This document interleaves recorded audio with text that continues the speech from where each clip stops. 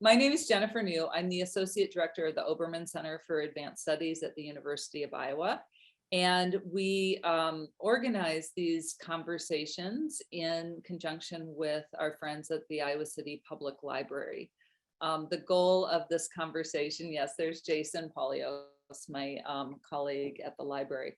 So the goal of this program is to put researchers, scholars, artists from the university in conversation with people from the community around a shared topic of interest and expertise. And I think tonight is a really beautiful kind of cross-community conversation in that we have people here from 2 different colleges at the university, and then the co-founder of a local nonprofit. I'll also add that this is our last Obermann conversation of this year. So thank you so much for attending, and you can find past ones on YouTube from this entire year, and then we'll start again next September. Excuse me. So tonight I am joined by 3 wonderful women who I'm just one who I've had the pleasure to get to know better for a while now, and then 2 others who I've met recently, but who are just doing amazing work. So we'll be hearing from Deb Duncase. Deb is the co-founder of Open Heartland, which is a recently formed nonprofit that serves Latino immigrant families in Johnson County. You also might recognize Deb because she was the longtime director of the Iowa Children's Museum. She is an adjunct in the UI College of Business and leads an annual medical mission to Guatemala. And then we'll be hearing from Morgan Kennedy, who is a 3rd-year student in the UI Carver College of Medicine. She has very kindly worn her official gear, so we know she's a real doctor. And Morgan performs research in the area of Parkinson's disease. She has spearheaded a vaccination program in conjunction with the UI Mobile Clinic, and so she'll be telling us a little about that. And then Laura Pico is a 3rd-year student in the UI College of Law, where she works in their legal clinic, which has several different kind of branches to it. And she works in the immigration clinic, including with bond programs and other ways that she serves clients that you'll be hearing about. And she has an interest in immigration and international law. So thank you, all 3 of you, for being here. We will try to provide a little bit of time at the end for questions, which can be dropped into the Q&A box on this page. So I wanted to start with Deb because it was really through getting to know Deb better and learning more about her work with Open Heartland that helped me better understand the complexities and sort of the numbers involved actually in how many Latinx immigrants there are to our community and what their needs are. So Deb, I think that simply by hearing your story of how you came to form Open Heartland really provides a great grounding for this conversation. So if you could share that with us, that'd be great.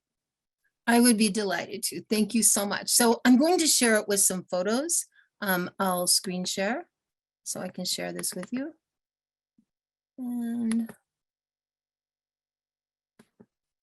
there we go.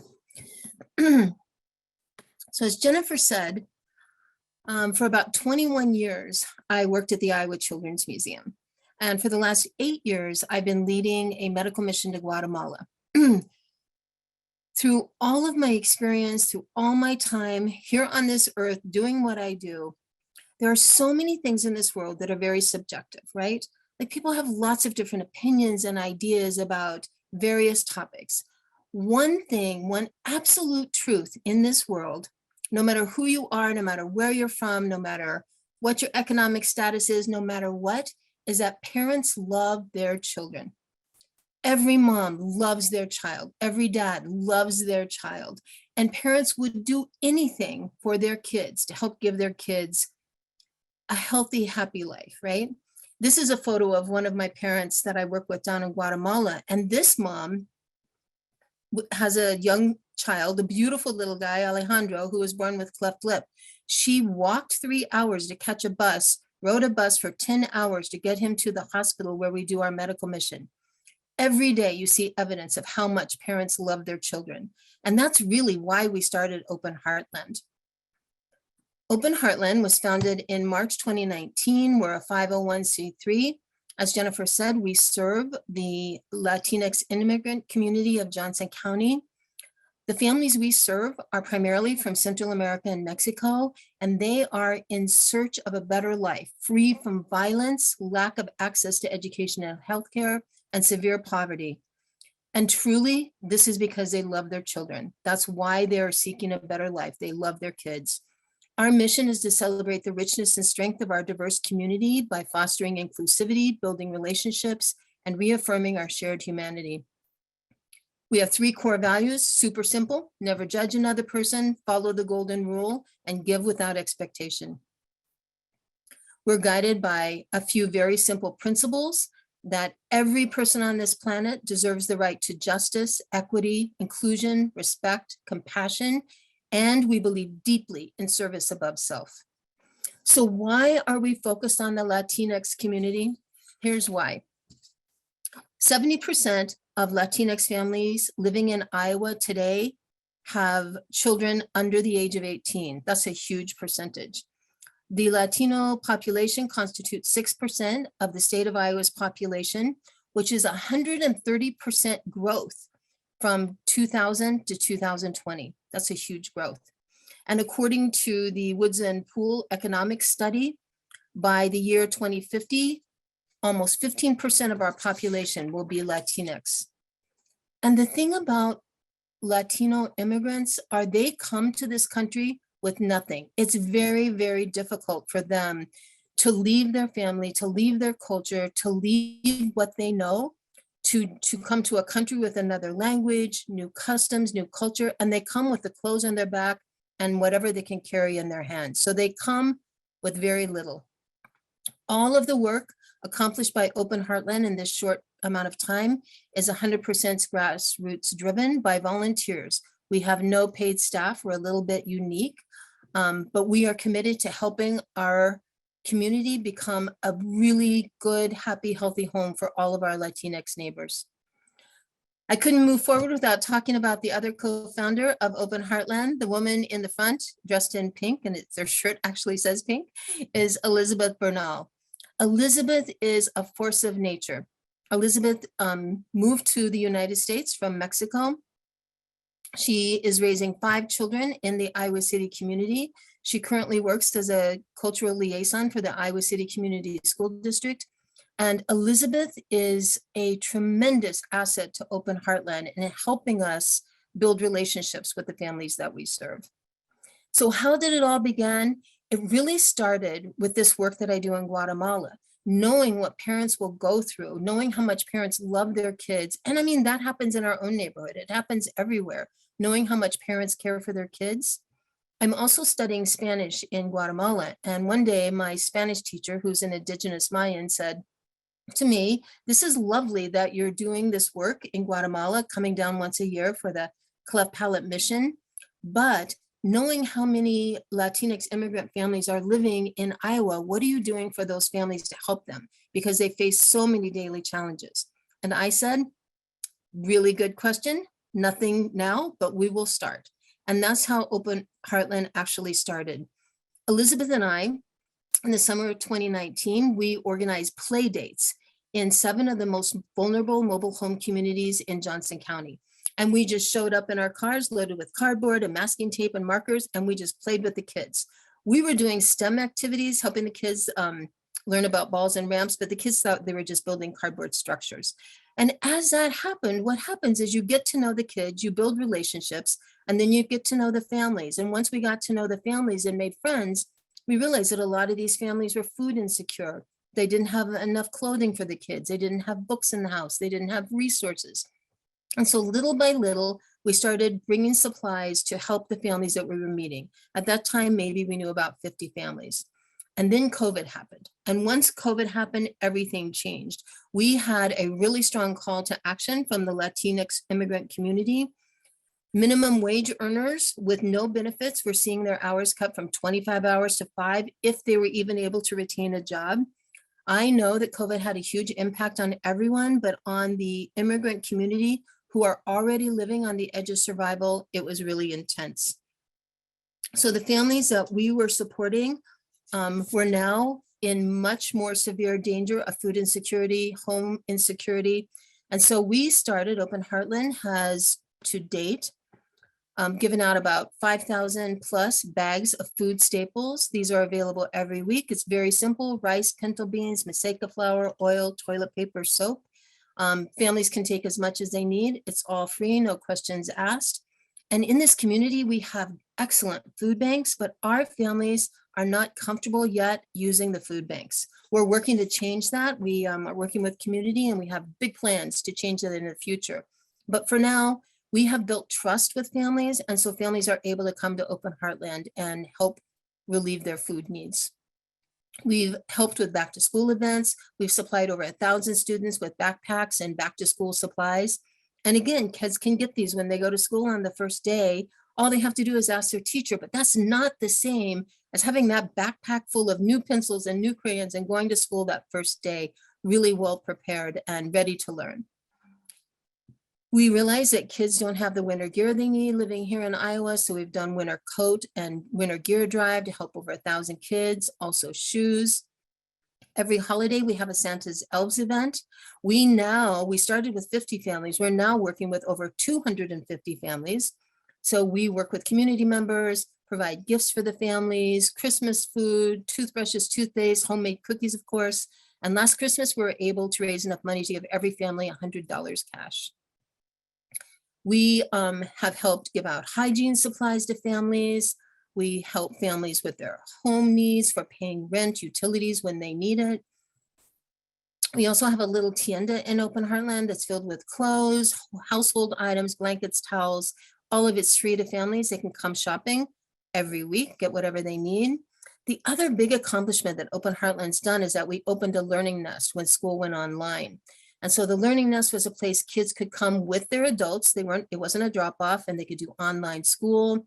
We provided lunch, all the tutoring support, hands-on activities that they needed. We also provided support for the parents. There's a real huge learning gap between parents who send their kids to school and understanding what happens in the Iowa City School District. Some of this is cultural difference, some of it is lack of speaking the same language.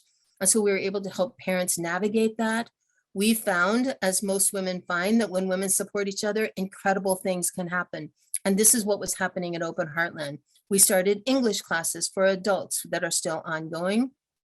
We started a sewing club to help teach women to sew so that they could start their own home businesses. This is just a list of all the different programs we do. Tonight, there's a computer class going on at Open Heartland. We have meeting space for the PTAs. We have a Spanish book club for adults, a family leadership training. We also had started working with Morgan. Families had expressed to us how much they needed medical help. And so we reached out to the mobile clinic, and we have ongoing regular clinics with the UI Mobile Health Clinic. Our sewing club decided that they wanted their daughters to learn how to do the folkloric dance. So they created the costumes, and now we have folkloric dancers. What you can see is that we're building community. We're building a really safe space for our Latino families in the community to feel like someone cares about them and they matter. We have a lot of community partners. I won't take the time to go through everybody. We have recently received a grant from the Iowa City Social Justice and Racial Equity Committee to provide summer enrichment programs for kids. This summer, we're doing summer enrichment for adults, which we're really excited about. We feel that it is really important in life to find a place where you feel trust, where you feel belonging and stability. This is young Carlita, and every day at the end of the day, we ask ourselves, who are the kids like Carlita who are growing up in our community that remain invisible to us, and what can we do to help them thrive? There's really no better way to help make the world a better place for everyone than by helping a child to have access to healthy food, a safe home, a good education. And in my mind, maybe most importantly, knowing that she's growing up in a community that cares about her. What can you do to help Carlita and the hundreds and hundreds of other kids growing up in this community like her? Empoderar, defender y celebrar a nuestra comunidad latina. empower, advocate with, and celebrate our Latino community. And my last words, it's honestly as simple as going out there and making friends. So I'm going to stop sharing. And that's Open Heartland. Oh, Deb, thank you. I will absolutely never tire of hearing this story.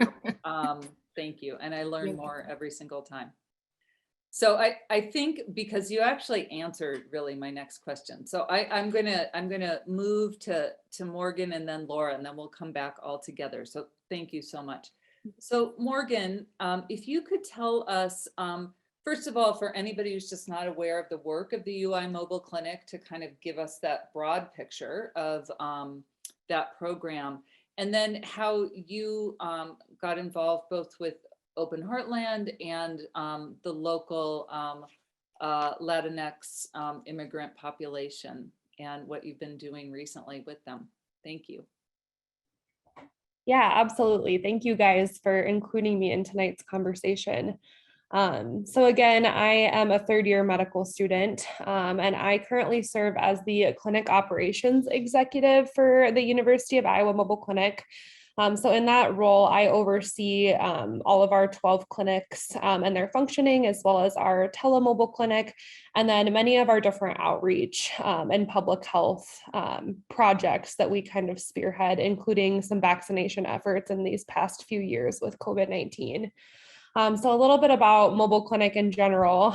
We are a student-run, completely student-run, but staff supervised volunteer organization. And we span almost every single college in the University of Iowa, including, dental school, physical therapy students, undergraduate student volunteers, social work, child life students, kind of you name it. We probably have included them in some of our clinics and outreach in the past. Pharmacy has played a huge role too with some of our vaccination efforts. And our mission is to partner with communities around Johnson County and surrounding areas to provide basically free basic health services through walk-in clinics that are held anywhere from like community centers to food pantries to churches to like outdoor diversity fairs to nonprofit organizations like Open Heartland. So we're able to provide a lot of like basic, management of chronic health conditions for patients that are underinsured or uninsured in the community, as well as provide a lot of screening measures. So we can, track things for patients such as their vitals and blood pressure. We can do point of care labs for people to screen for diabetes and for high cholesterol. We do a lot of health education on some of those topics as well, and kind of lifestyle changes. We're able to do dental screenings, physical therapy, kind of referrals and work as well. We can provide eyeglasses for patients and are trying to kind of expand that realm of our clinic as well to provide full eye exams and prescriptions for patients. And then we provide vaccinations, including flu shots, HPV vaccines, pneumonia vaccines, and then most recently, COVID vaccinations. And I'm probably forgetting, a lot of the various kind of outreach things that we do as well. But yeah, we have 12 clinic sites kind of across the state. And one of our most recent sites has been Open Heartland. And I actually have, a very strong connection to Open Heartland and to Deb and Elizabeth. I think Deb said that Elizabeth is a force of nature, but they both are. And it's really been a life-changing experience to get to work with both of them and helping to start this mobile clinic at Open Heartland, as well as to get to work with the patients and kind of meet this population. I've got just kind of one slide with some data and things on it for you guys. So the Open Heartland Mobile Clinic started, as Deb said, out of a need identified by the community. So when they started Open Heartland and continued to get to know their families, they had many people that were, saying that they didn't have access to healthcare. That was something that they could use and needed in the community. So I got to meet with Deb and Elizabeth and kind of talk about what our typical clinic structure is, and then how we could kind of adapt that to the population that they were seeing at Open Heartland. And so we were able to kind of look at some of those cultural values and concerns about the US healthcare system, especially, and adapt the clinic to kind of fit those needs. And I think we've, continued to adapt it as the years go on, and kind of look for feedback from families and see what additional services they need or how we can do things better. So we've learned a lot from this population.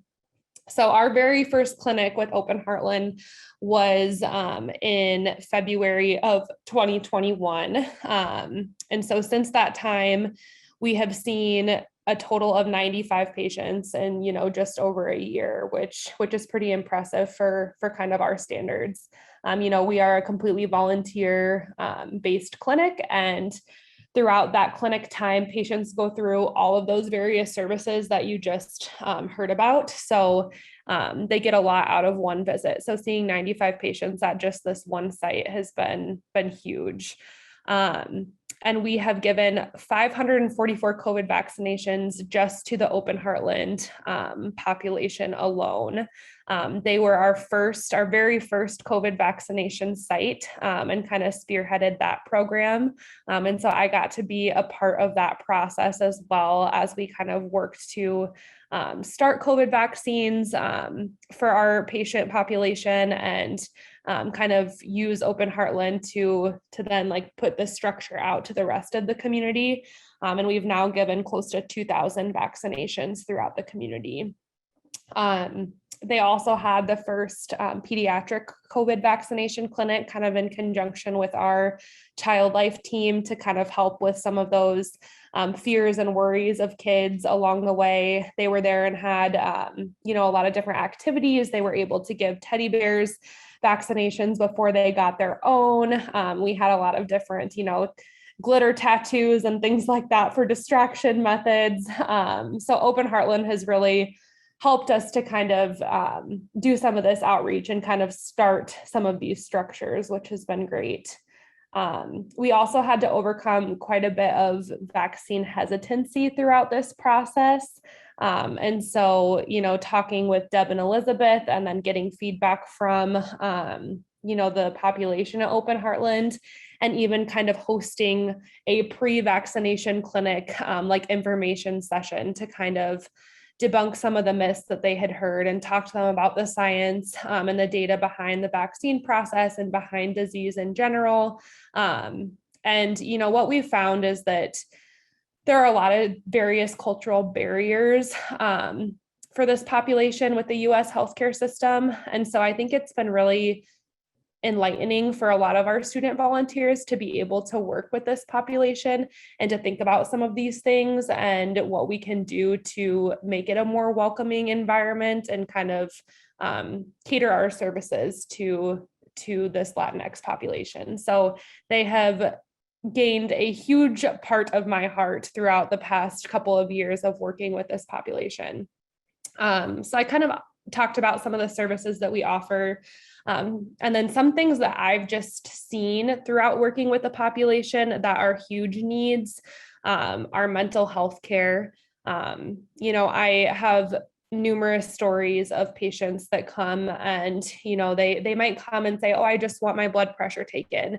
And once they kind of start talking to us, it becomes apparent, some of the trauma that they've been through in their past lives and throughout the immigration process, and then trying to, implement themselves into this new society here. And so that's something that, we're trying to ramp up in order to have the services available to provide them with increased mental health care. Eye care is a huge need for the population. A lot of what we do is screening services. And so we've found that, we have done screening dental exams for patients, but we are working on finding follow-up like specialty care. And this kind of goes across the board for a lot of things, is that, these patients often do need specialty care and, don't have access to those higher levels of care. And then something else that they have expressed a lot of interest in is just gynecology services and screenings, and then women's health education in general. So we have a gynecology clinic that happens twice a year, and a large majority ever since starting at Open Heartland, a large majority of those clinics have been Open Heartland patients, which has been great to get them access to that much needed care. And I am working on piloting a women's health education project to kind of talk about some various topics within that field to the population. Other things that are a huge need that we're able to provide are chronic disease management, and then working on helping with some financial kind of literacy and insurance help. So some patients do have the opportunity to apply for various,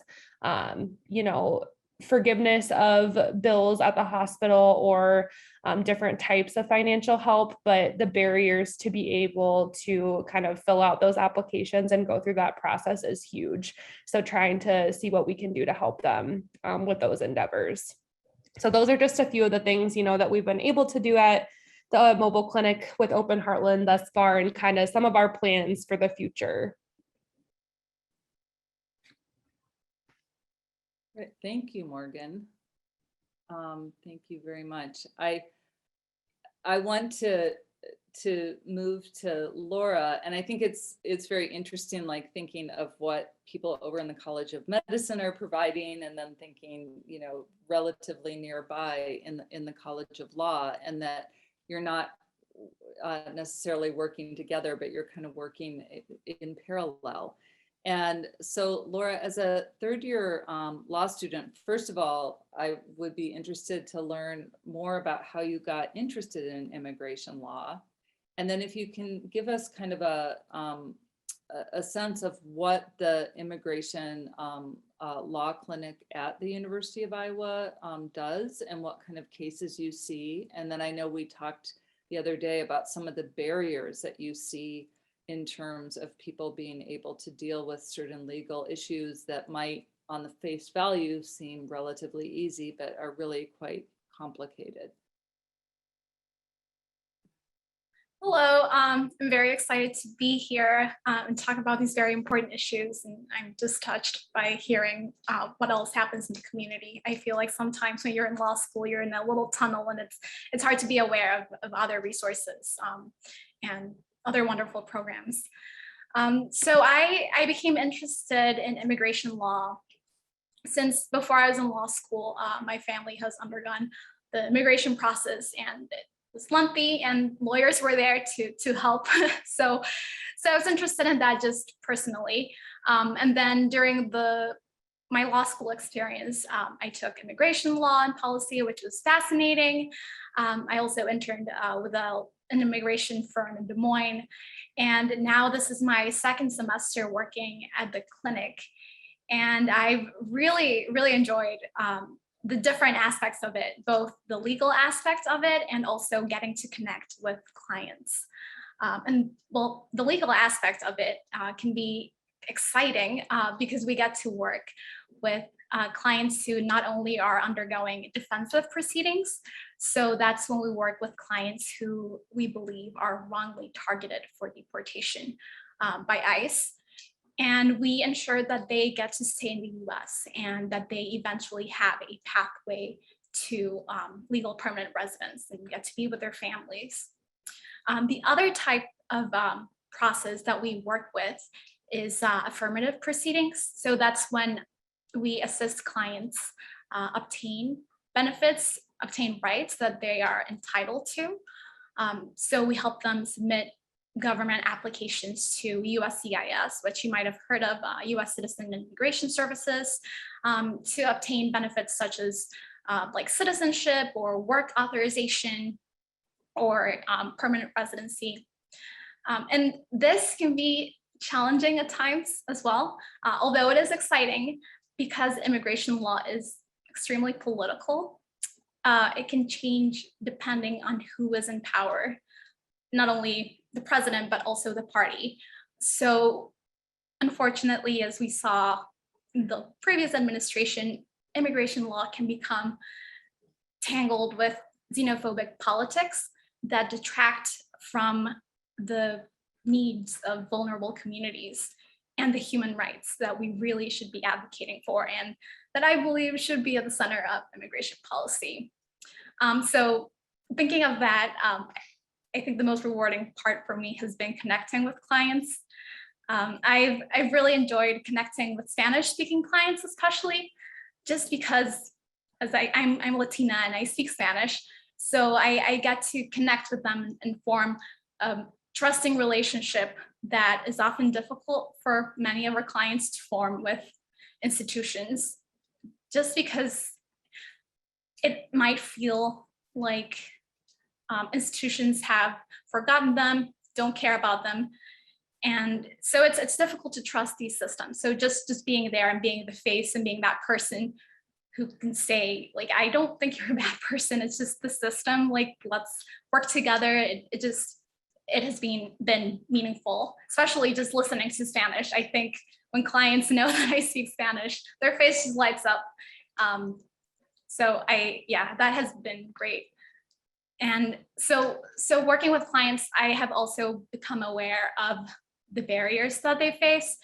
And one of them is the language barrier. So there are different services that, they can obtain from the city or the state. And a lot of the times the forms are not in Spanish, they're just in English. And it's just, if you don't have an attorney, how do you navigate those systems that you could have easily navigated, documented or not?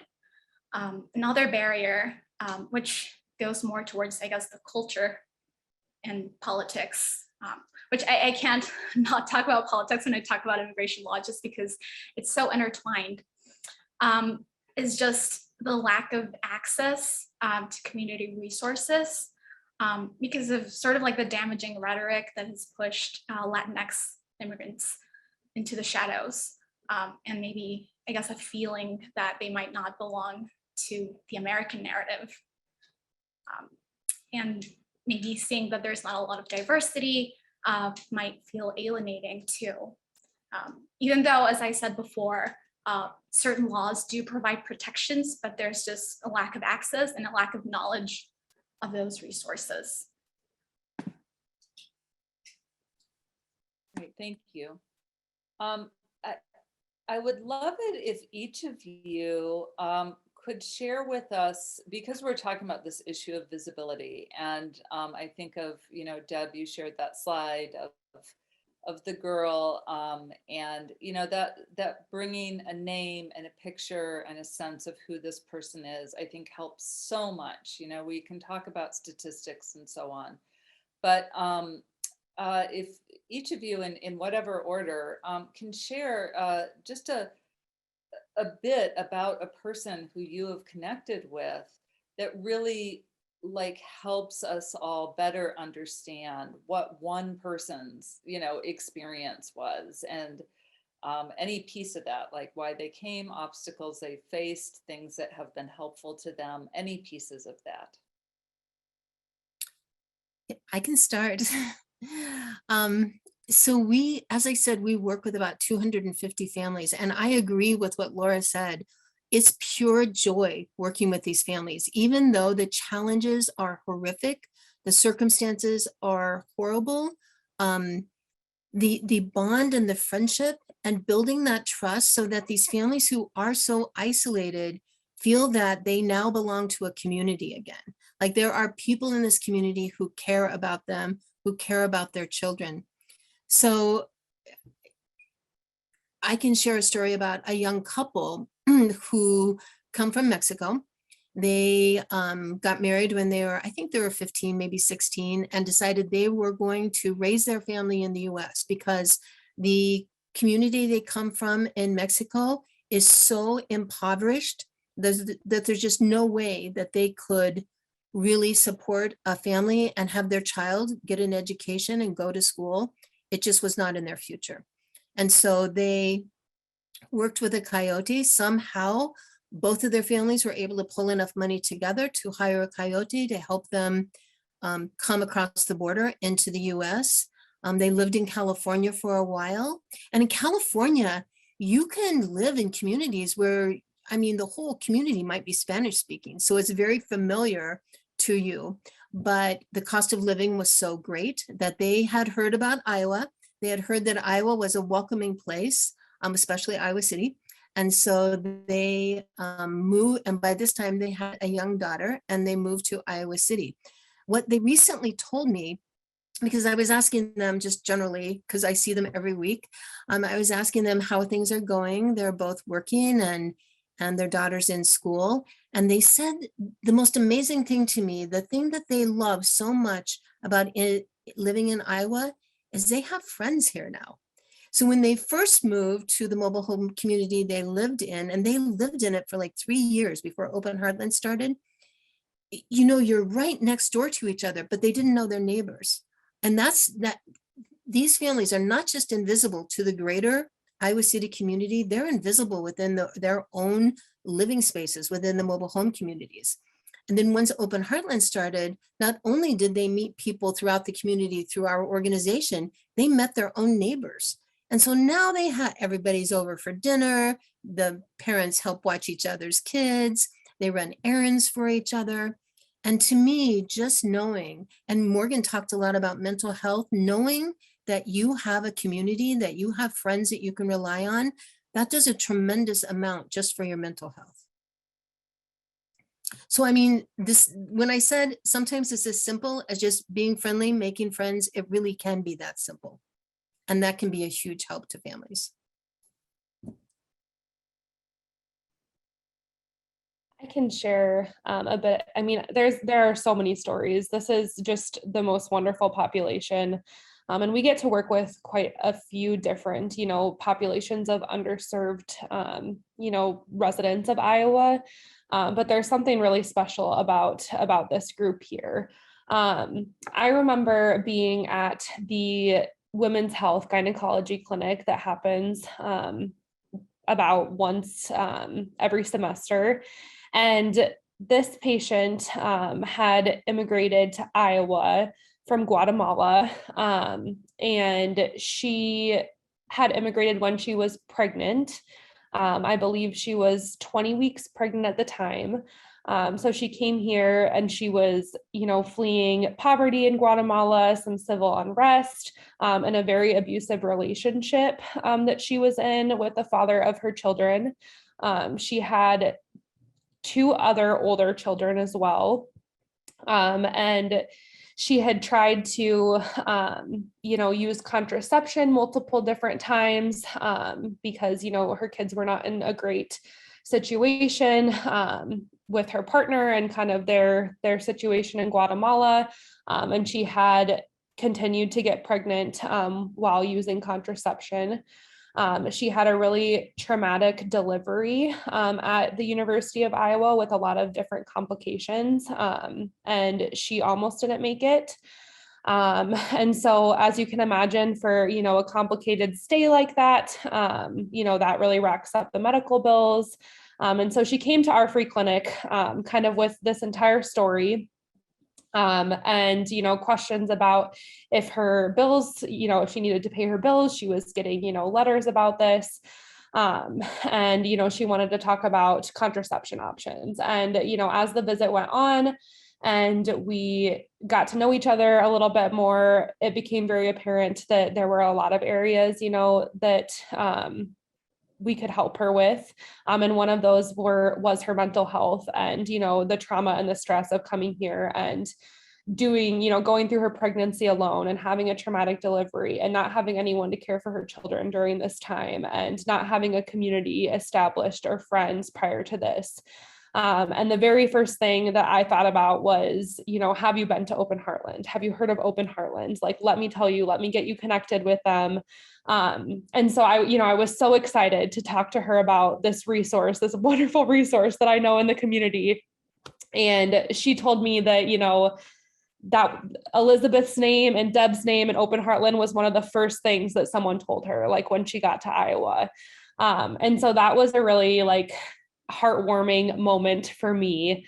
you know, realizing that this has become such a part of the community of, you know, Latinx immigrants, and then knowing kind of what Open Heartland can actually provide for these people and the community that they can give them and support them, made me feel a lot better about, you know, we were able to help her medically that day, you know, in the clinic, but I just felt really good knowing that she was going to be connected and kind of could continue to follow up with us at Open Heartland.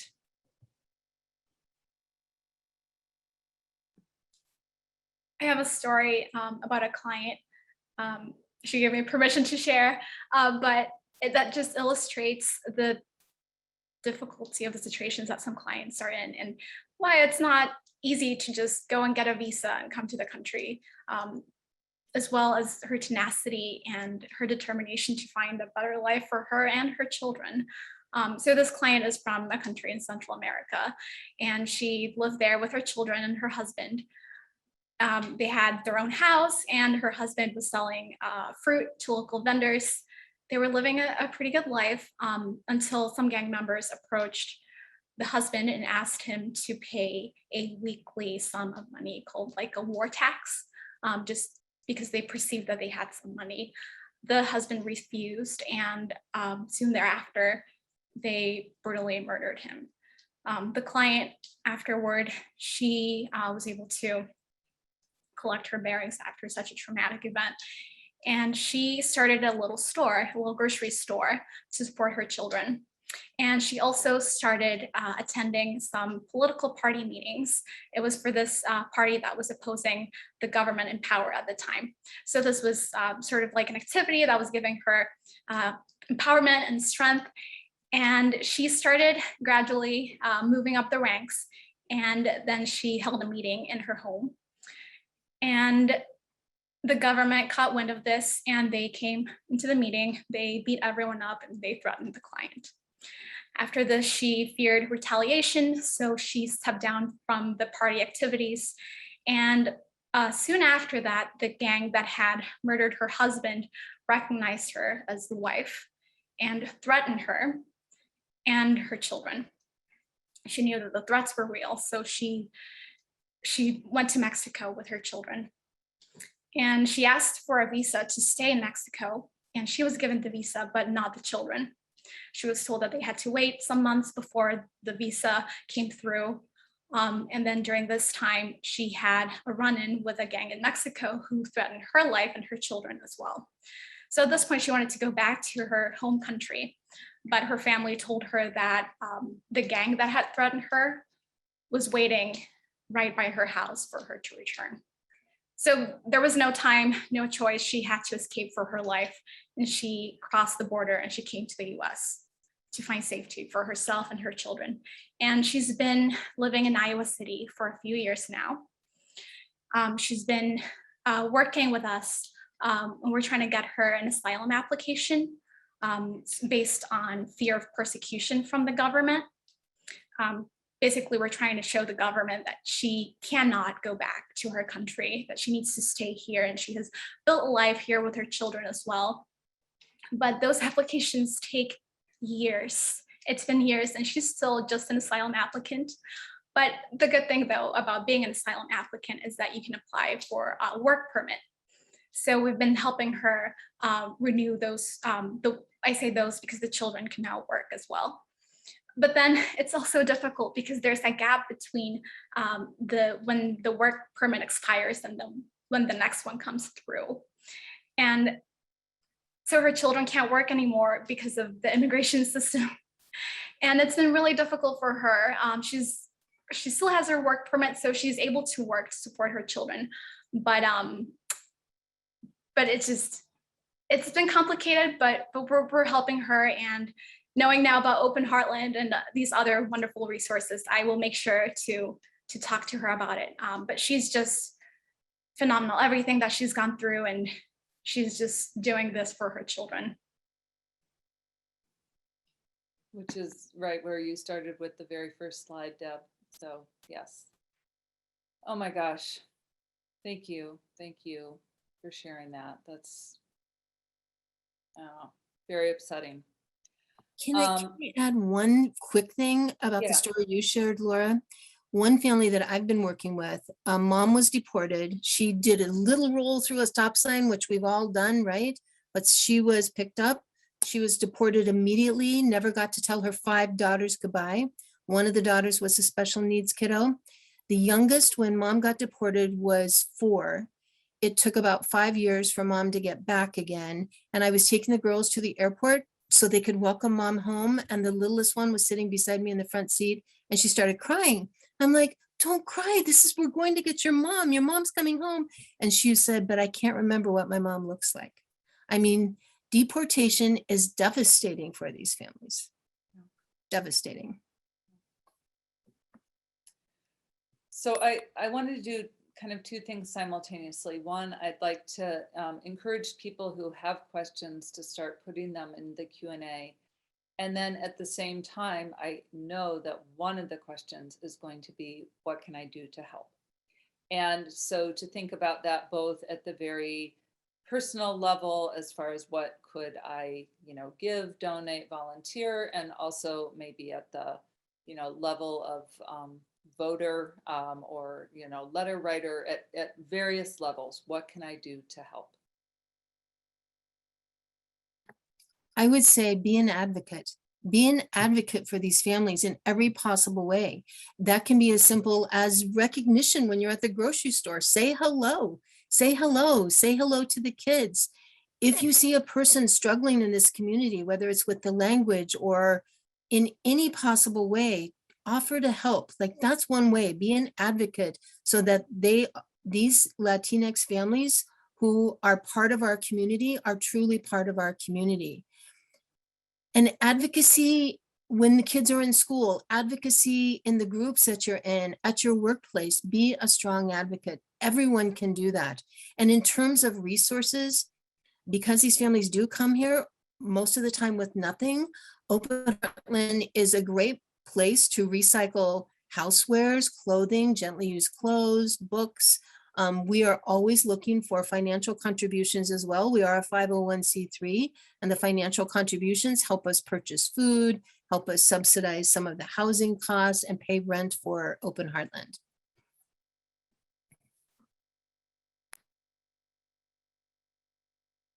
Morgan?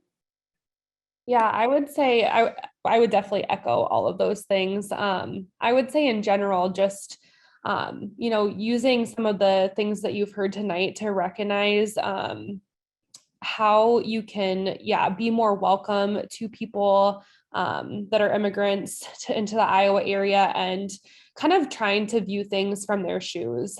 We talked a lot about like the fear of deportation, and they live in this constant and very intense fear.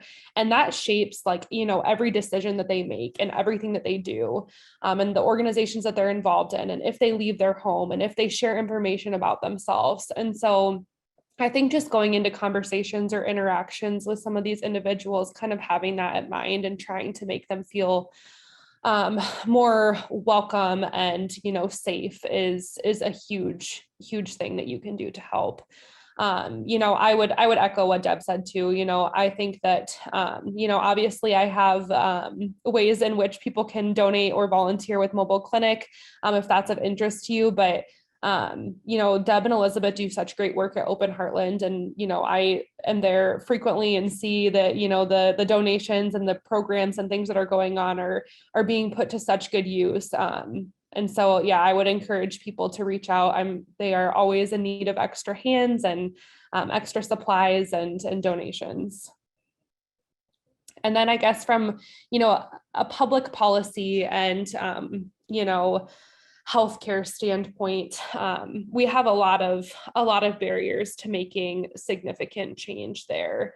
And Laura can maybe talk a little bit more about this from the legal side. She's definitely more of the expert than I am. But trying to just advocate with your vote, with phone calls, and kind of reaching out and familiarizing yourself about what immigration policies are and what healthcare insurance policies are for patients is a good first step. But we definitely have a lot of barriers to be able to make big changes there.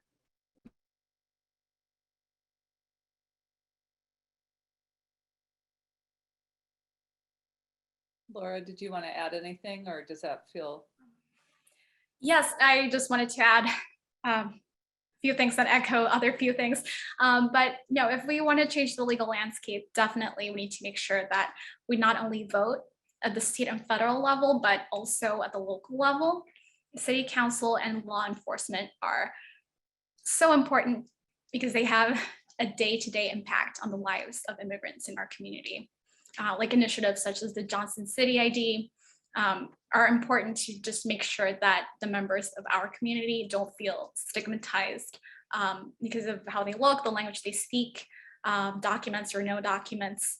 And then to sort of go along with what has already been said, I think that in order to change the law, we do need to change the narrative without changing the discourse, without changing how unwelcome immigrants feel.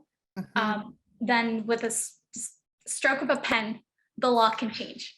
So in order for that to be long lasting, it's about making immigrants feel like they are part of our communities, like they do feel welcome, regardless of whether they speak Spanish or look, different.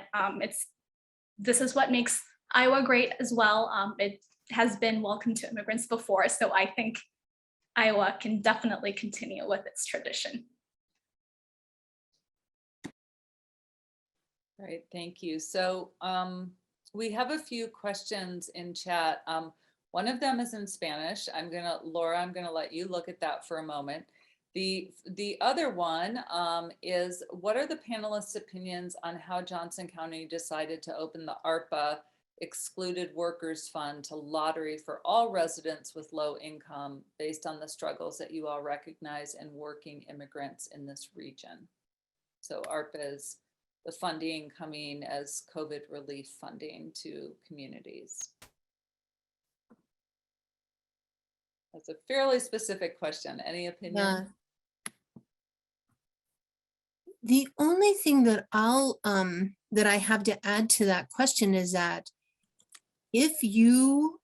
most of the families that we work with did not get any COVID relief money. So I'm not exactly sure what the question refers to. Perhaps maybe a sense of inequality in how it was in just that, perhaps. Yeah. Yeah. Yeah. I think our other question is quite specific too. I'm wondering if any of you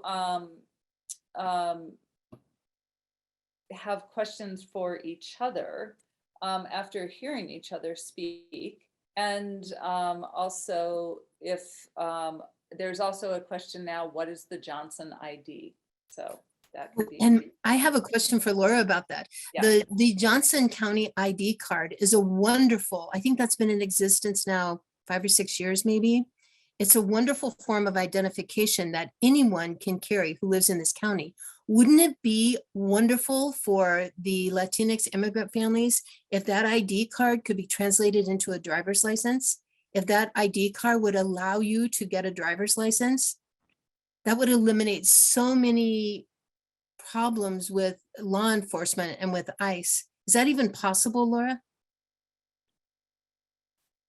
So I think it would depend on the state too.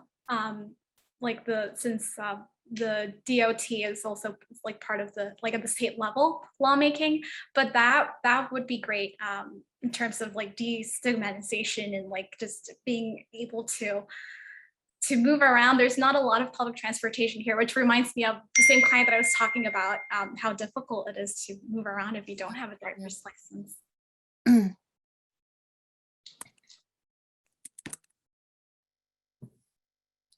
Somebody is also wondering if you feel comfortable to put your emails into chat.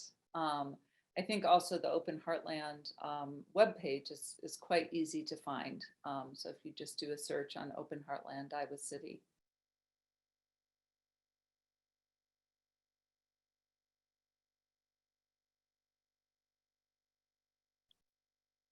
And so one of the so I wanted to say two things. First of all, we actually, as a group, decided that we weren't going to have a Spanish translator here tonight, in part because of the time extension on already a very limited amount of time, and that we felt that we were largely speaking to the English speaking population of our community. However, when the recording is put up on the Obermann Center website, it will be with Spanish captions. So just to know that. But as we reached out and considered different groups to include in this, there are so many different directions. So obviously we've looked at both medical and legal, but I think the two others that come very quickly to my mind are housing and education. And so what any of you are seeing in terms of needs in the kind of Johnson County area, in those areas, to greater assist this population. I'd love to speak to both of those. To the education piece, it is critical for these families to have a cultural liaison to help them interact with the schools. I don't think we realized the disconnect that exists between Latinx families and the schools their kids attend until COVID happened and when school went online. When school went online, we saw every day parents have no idea. And the kids are being raised in a culture that's different than their parents' culture. So it's language miscommunication, it's cultural miscommunication. And without the cultural liaison position at the school district to bridge that gap and to help these families, they're just lost. And as for housing, we are a mess in this community for affordable housing. And I know this community tries. We've made a lot of efforts in Johnson County, but the Latinx community is getting left behind. The level of poverty, the level of the housing conditions that families are living in, I think most people in this community have no idea how tragic it is. But I have no answers there, only that it's a mess. Mm-hmm. Yeah, I can echo those sentiments on housing and education too, just from my work with the population. And this was, a big concern during, some of the times of really increased COVID numbers too with the housing situations. And you have many families living together or, allowing new immigrants into their home, out of the kindness of their hearts because they were in that situation as well. But yeah, it just makes for some really unbelievable housing situations. And then kind of on that same front, we are trying to implement kind of a cultural healthcare liaison into the system as well. If these patients do need more specialized care or, need to be seen emergently for something, the healthcare literacy and like barrier to understanding what's going on in a healthcare system that, isn't your first language. You may not speak English at all, and then is so complicated and complex in the first place is huge for these patients and really overwhelming. So we're trying, there's also been studies that have been done that have shown that people with medical education and medical background just receive better, more comprehensive care in the health in many healthcare settings kind of across the board. And so we're trying to see if we have someone that can, have that healthcare background piece and be a liaison for these patients to come into their visits with them and kind of provide that cultural supportive piece, as well as, be there as, a medical expert as sorts would help in the care that they're receiving, because they're definitely receiving disproportionate care. Mm-hmm. So I wanted to also respond in the questions where people had asked for emails. We're realizing that you all put your emails in chat and we don't think the audience can see those. So I wanted to say that it is, first of all, pretty easy to find both Morgan and Laura via the University of Iowa's directory. So it is, go into their directory, search their names, and Deb Duncase at gmail.com, and then also openheartland.org, which is another way to connect with Deb. So We are actually just a little past time, but I want to thank all three of you so much for sharing and for the work that you're doing and for helping us all consider what we can do. So thank you for this hour. I really appreciate it.